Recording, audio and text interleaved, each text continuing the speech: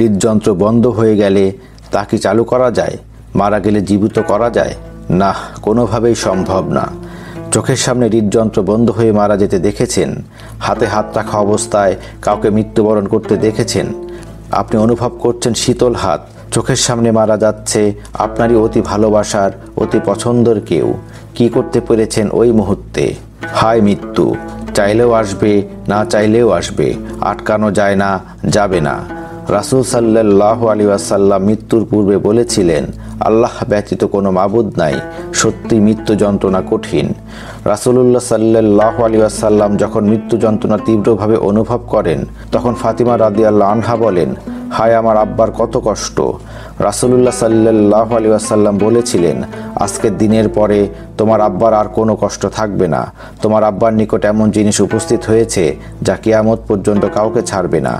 আর আমরা তো রাসূল সাল্লাল্লাহু আলাইহি সাল্লামের তুলনায় অতি নগণ্য।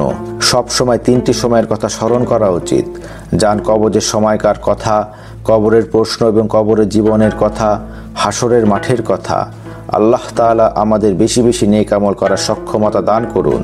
কিছু উত্তম আমল হচ্ছে: আওয়াল ওয়াক্তে সালাত আদায় করা, ফরজ সালাতের প্রতি যত্নবান হওয়া, কোনো অন্যায় হয়ে গেলে অজু করে 2 রাকাত সালাত আদায় করা, পুনরায় একই গুনাহ না করার দৃঢ় প্রত্যয় নিয়ে বিশুদ্ধ অন্তরে তাওবাহ করা, দান সদকা করা, জিকির করা, তাসবিহ তাহলিল পাঠ করা, কোরআন তেলাওয়াত করা, বেশি বেশি আল্লাহর কাছে চাওয়া, বেশি বেশি দোয়া করা।